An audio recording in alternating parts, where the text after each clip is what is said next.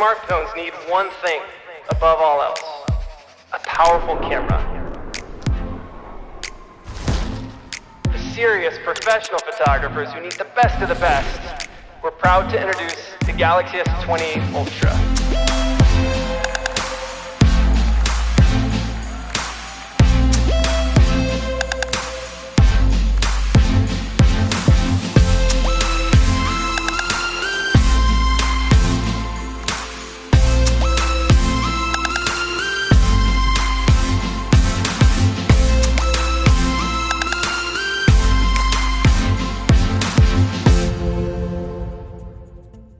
And here it is! Samsung Galaxy S20 Ultra 5G comes in this box. Inside the box we're greeted with Samsung Galaxy S20 Ultra 5G.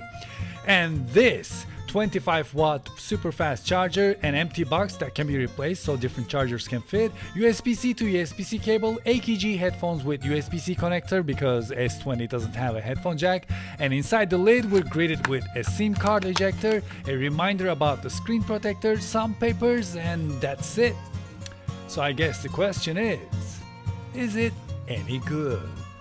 This $1,400 Samsung Galaxy S20 Ultra 5G is actually my new favorite Samsung phone. Previously it was Note 8 and now this. Even though it is made from aluminum, I think it looks gorgeous. I love the fact that they got rid of the curved display. No more dull knife edges, and the curvier corners fits into your hand so much more comfortably. It gives this phone a premium iPhone-like feeling. The design also takes care of the accidental touches, which I hated so much with my Note 10 Plus. I traded my Note 10 Plus to get S20 Ultra 5G, and I will not be missing this phone at all. Also, Android 10 with One UI 2.1 is just fantastic. However, the hunchback on this camera is something to see. You can literally hang this phone from its camera bump. Years ago, to criticize iPhone X's camera bump, I peeled an apple. I feel like with this, I can peel a coconut. But we will talk more about camera in a minute. It has this gorgeous 6.9-inch screen, but it doesn't have the higher WQHD Plus resolution compared to S20 and S20 Plus because the PPI gets lower as the devices get bigger. But also, if you like to use your phone in 1080p, you can take the advantage of 120 Hz refresh rate. And 120 Hz refresh rate is something to see. A lot of people will tell you that they cannot show it to you on camera, but I can. On the left we have Note 10 at 60 Hz, in the middle we have Pixel 4 XL at 90, and on the right we have S20 Ultra at 120 Hz. It looks great. It really looks like you're moving something.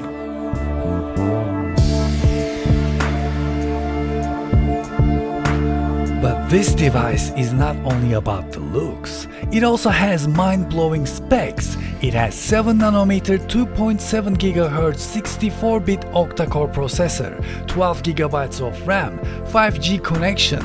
Thanks to its IP68 water-resistant rating, it can resist 1.5 meters of fresh water up to 30 minutes. It has a properly working ultrasonic fingerprint sensor under the screen and a tiny hole for the front-facing camera. When it comes to speed tests, S20 Ultra destroys Note 10 Plus in Geekbench CPU test. In low power mode, S20 Ultra is ahead of everyone in multi-core score. Compute test results are the same. S20 Ultra is ahead of Note 10 Plus, and when we look at Antutu, once again nothing is surprising. S20 Ultra is laughing at Note 10 Plus, and of course S20 Ultra's graphic bench results are better than Note 10 Plus as well. When we switch to Adobe Rush and export 3.58GB 4K file to 1080p, S20 Ultra finishes the task more than 1 minute and 20 seconds faster than Note 10 Plus. When it comes to game launching times, that changes with every update these games get. S20 Ultra is faster than Note 10 Plus again. When it comes to the heat and battery, after 35 minutes of PUBG, S20 Ultra drained much less than Note 10 Plus, and it was cooler as well. Now let's flip the phone over and start talking about the camera. Samsung made a huge deal about the camera. They actually talked about the camera more than anything. And the numbers they were mentioning were mind-blowing. 108 megapixel camera, 8K video, 100x space zoom, 40 megapixel front-facing camera. Honestly, watching that keynote got me really excited because my Note 10 Plus, when it comes to camera department, this thing is just patched mess. When you switch to 60 frames per second, doesn't matter 4K or 1080p, it cancels out the other two lenses. And I'm not saying you can't switch between lenses. They become unavailable. You cannot have image stabilization. You cannot store the video to a memory card. It has to record it internally, and other features get turned off as well. If you want to shoot in 30 frames per second while switching between the cameras, while it is switching between lenses, it freezes. I slowed this footage down to 50% so you can catch it better. Here, and here, and also here. And finally, one more example. Here. For people who bought Note 10 Plus for other features, of course this doesn't matter, but if you bought it for what it promises that it can do in the camera department, it is seriously disappointing. But how about Samsung Galaxy S20 Ultra 5G? We have a lot to talk about. The sensor underneath wide-angle lens is Samsung's new 108 megapixel ISO Bright HM1 that was announced in December 17, 2019. It is a 1/1.33 inch sensor. It has 3x3 array instead of 2x2. When needed, the 0.8 micrometer pixels can gather and create a 2.4 micrometer pixel. And those pixels end up having better light absorption. It is very similar to quad Bayer sensors found in Huawei phones. They're actually pretty useful for HDI photography and videography because they can capture different exposure at the same exact time. So when you take a video or a photo, there's no shadowing. The phone doesn't have to match the two different exposed pictures together. And since the different exposures are captured at the same time, you won't be seeing any weird shadows like we see in Insta360 One R's HDR mode. This sensor is so much bigger than the sensors we have on our regular phones like Note 10 Plus or iPhone 11 Pro Max. 108 megapixels is a very big number, and it sounds very impressive if we don't know what megapixels are. I mean, this Hasselblad X1D only has a measly 50 megapixels, less than half of what we have on Samsung Galaxy S20 Ultra 5G. So how do they compare, you may ask? This 108 megapixel photo is shot on S20 Ultra. S20 Ultra is placed on a tripod and the timer is set to 5 seconds so I don't shake the phone while hitting the shutter button. There is no editing or no filter on it. This image is right out of S20 Ultra. Now let's look at Hasselblad. This is shot on 50 megapixel medium format Hasselblad X1D. As you can see, the dynamic range and the detail is significantly better. So as you can see, the megapixel count isn't everything at all, because this photo isn't shot on Hasselblad. It is shot on 12 megapixel iPhone 11 Pro Max. Nice, right? Okay, this is shot on 50 megapixel Hasselblad. Actually, no, this is shot on my 20 megapixel Sony RX100 Mark V from 2017. This time for real. Let's switch to Hasselblad. Yes, this is shot on the mighty 50 megapixel monster Hasselblad X1D. So if you know someone who thinks higher megapixel count means better photos, you can show them this. That sensor is literally bigger than the entire camera hunchback on the back of Samsung Galaxy S20 Ultra. Now you may be saying you cannot compare a professional camera to a smartphone. To which I'm gonna say, yes, we can, and we did. We compared iPhone to a RED camera, to DSLRs. And if you're marketing this saying this is for the serious professional photographers, actually the first thing I'm going to do is to compare this to a professional camera. Also, this is S20 Ultra in 12 megapixel mode next to 108 megapixel. I have no idea why they add such sharpening in 12 megapixel mode. However, in my tests there were some situations where that sharpening in 12 megapixel mode made the photo look much better compared to the 108 megapixel version.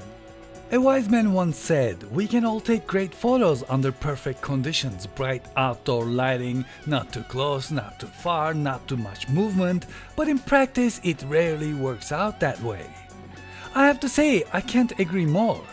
But if the camera fails us even under the perfect conditions, then how can we do what we can't?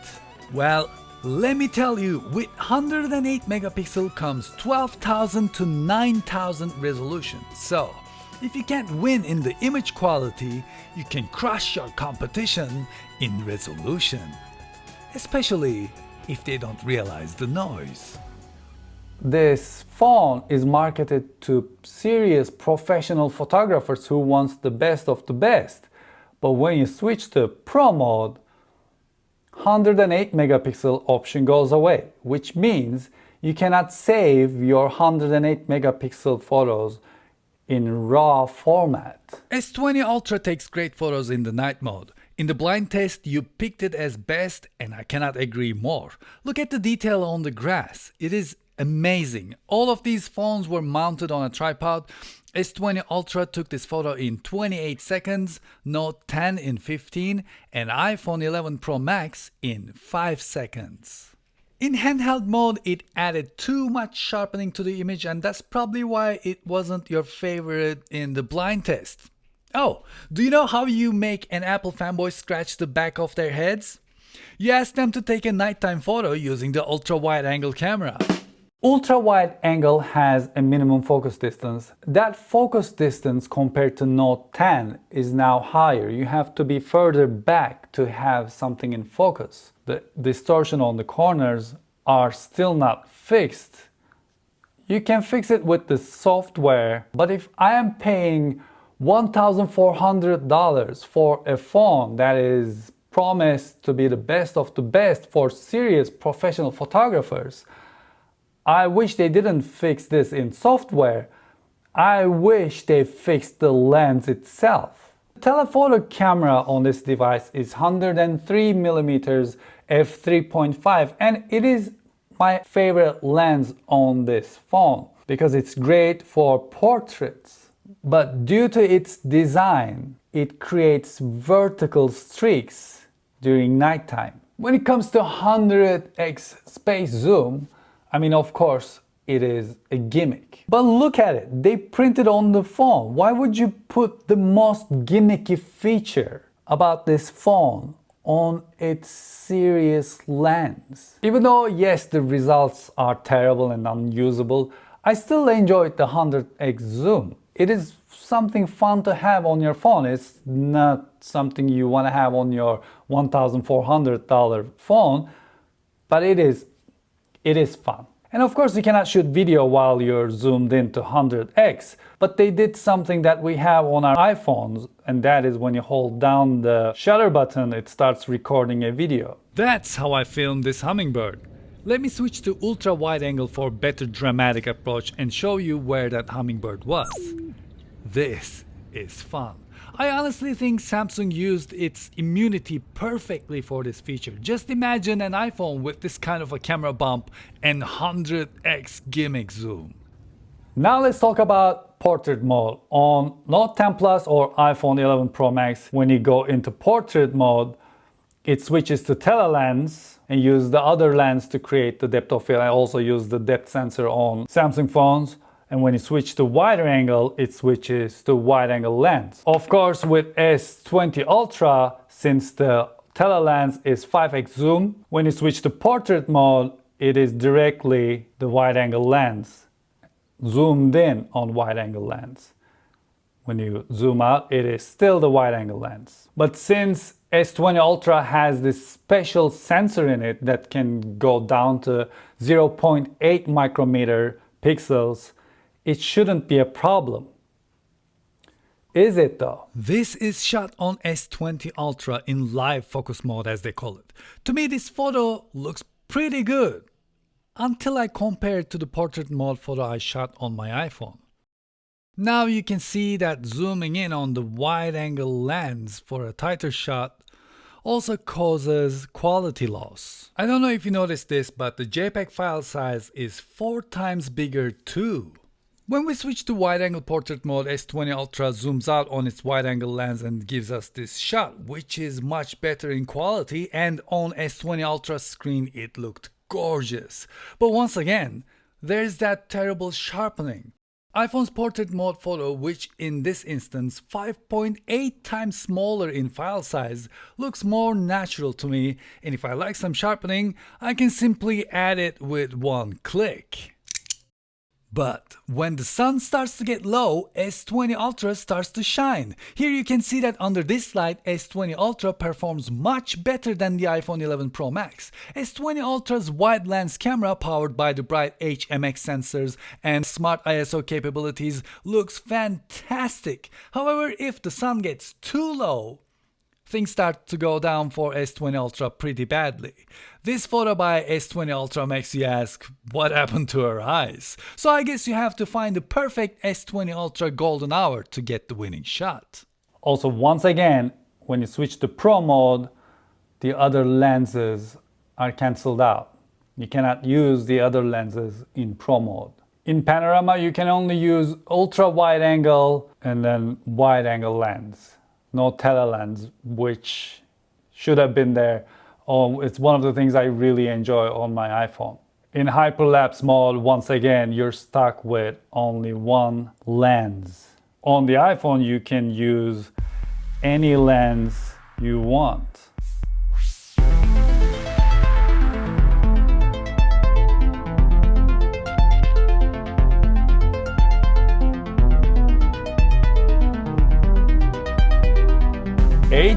Okay, before we can talk about 8K, we have to talk about crop.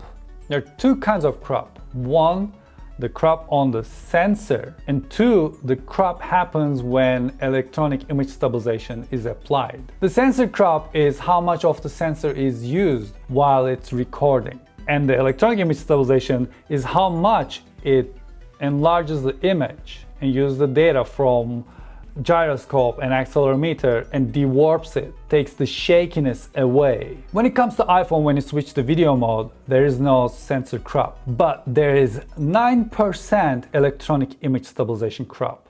So that electronic image stabilization combined with the optical image stabilization gives you that smooth looking footage. When it comes to S20 Ultra 5G, the numbers start going up pretty fast. In 720p and 1080p, there is no crop. As soon as you turn on the electronic image stabilization, there is 16% crop. When you switch to 4K, there's 3% sensor crop and then 16% electronic image stabilization crop. That 16% goes up to 19% if you switch to 4K 60 frames per second. So in 4K 60, you're actually getting 81% of the image that is scaled up to 4K. And if you think that's bad, in 8K, the crop goes up to 36% without image stabilization, which has the rolling shutter problem, and a mind-blowing 44% when the electronic image stabilization is turned on. On the plus side, stabilization also fixes the rolling shutter. Sadly though, now that we know how poorly ISOCELL sensor performs in 0.8 micrometer mode and after that 44% crop, the footage in 8K looks like crop. What you're seeing is actually 8K scaled down to 4K, so it is looking better on your screen. until I play something shot in 4K. And all of this is shot under my professional studio lights. When we go outside to get some nice footage under the bright sunlight, as expected, S20 Ultra's 8K video starts to catch up to its own 4K. Actually, in some cases, it is slightly better than the 4K footage. Understandably, when you switch to 8K, the other lenses once again gets disabled. However, I wish the 48 megapixel telelens had 8K, because 8K only requires 33.2 megapixels. Once again, when you switch to Pro mode, the 8K gets disabled and you cannot use the other lenses in Pro mode as well. And once again, when you switch to 60 frames per second, doesn't matter 1080 or 4K, the other lenses, ultra wide angle and the telelens, gets disabled. You cannot use those lenses. The new autofocus system this camera has needs a lot of work, especially in 8K. That's why having a manual autofocus in Pro mode and 8K actually would have been a great tool for serious professional videographers. One of the main features on the iPhone is the zoom. Especially if you're zooming into something in the distance, it is incredibly smooth. Everything stays in focus and you can zoom in and out as smooth as you like. Even though it is much better than Note 10 Plus, the $1,400 S20 Ultra jitters as you're zooming in. You can't zoom in and out smoothly even though you can zoom much further. S20 Ultra doesn't have the freezing video problem like Note 10 Plus, but if you follow my finger you can see that even though I'm moving it on a steady pace, the footage is still very jumpy. Even with an object this close, the only time you witness a jump is when iPhone 11 Pro Max is switching between lenses. Other than that, zooming is as steady as your hands allow it. Now, let's talk about front-facing cameras. This is 4K 30 frames per second on iPhone 11 Pro Max and Samsung Galaxy S20 Ultra 5G. Also an audio test. Video electronic image stabilization is turned on Samsung Galaxy S20 Ultra 5G. It's already turned on iPhone 11. Now we've been walking, and if you like, let's go running a little bit. S20 Ultra does much better job at stabilization because it applies 17% crop compared to iPhone's 9% crop. And that is why iPhone has the better image quality and S20 Ultra has noise under my hat. Now the beauty of Samsung Galaxy S20 Ultra 5G is its front-facing camera has focus.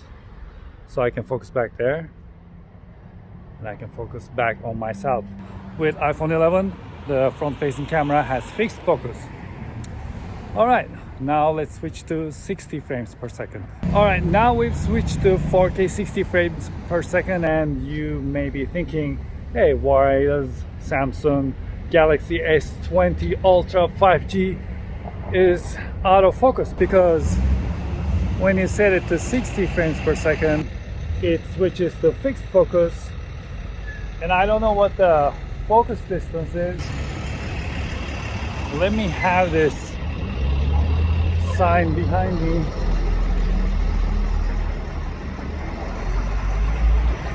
Is that in focus now? Is that in focus? Oh, what happened? My face looks totally dark on Samsung Galaxy S20 Ultra 5G. Let's go running. And when it's set to 4K 60, S20 Ultra disables stabilization for the front-facing camera. Now let's talk about stabilization. In 4K 30 frames per second, S20 Ultra's ultra-wide-angle image quality and the stabilization seems to be fantastic. It has a little bit more crop than iPhone 11. iPhone 11 has 15, S20 Ultra has 17% crop, which doesn't seem to make things bad at all. I did this telelens stabilization test just to check on things. S20 Ultra's 5x zoom telelens can't really compete with 2x telelens, and no one expects it to anyway. 4K 24 frames per second versus 8K 24 frames per second. Stabilization comparison. Walking.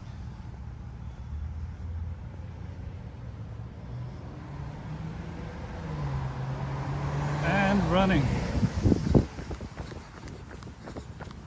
When we switch to wide-angle camera, S20 Ultra does a better job at stabilization, but once again, for stabilization, it sacrifices the image quality. Let's pause here and look. There's a significant image quality difference between iPhone 11 Pro Max and S20 Ultra.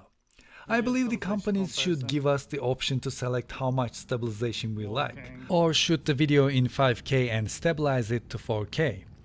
That way the crop won't affect the image quality, because if I need more stabilization, I can simply add it with one click.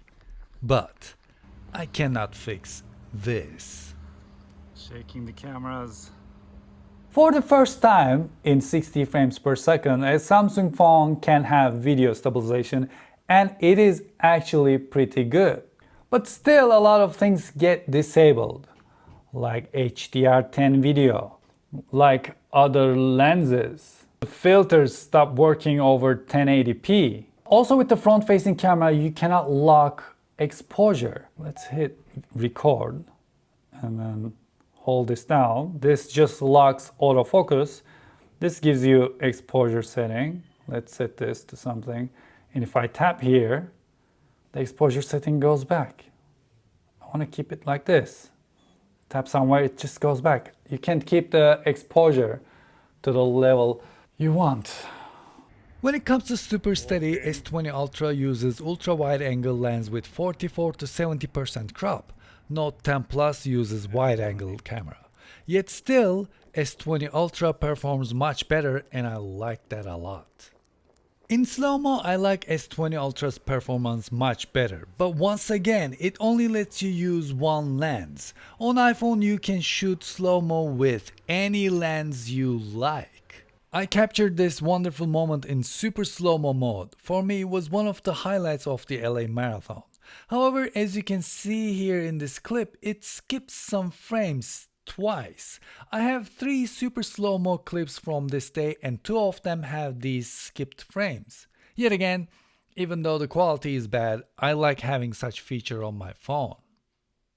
Now I was expecting so much more from S20 Ultra when it comes to low light, because what that sensor can do. I should have said what they claimed that sensor can do, because in low light, S20 Ultra is not very good. As I said in the beginning, this is now my favorite Samsung phone. As usual, I'm being very picky, and we all know, after all, these are all amazing devices. My only complaint is that Samsung should have perfected this device before releasing it into the wild. I wish I found more usable features for professional photographers and videographers than just conversation material for spec readers' disc measuring contest. I wish I found innovation that is more meaningful and personal, like Samsung has been saying in their keynotes for a while now. Because if I knew then what I know now, I'd probably go for S20 Plus.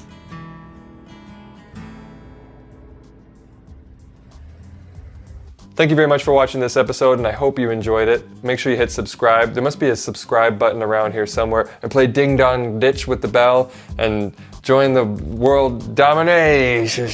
If you like the product, send me an email, and it's in my mailing list, I think. And did I mention hit subscribe?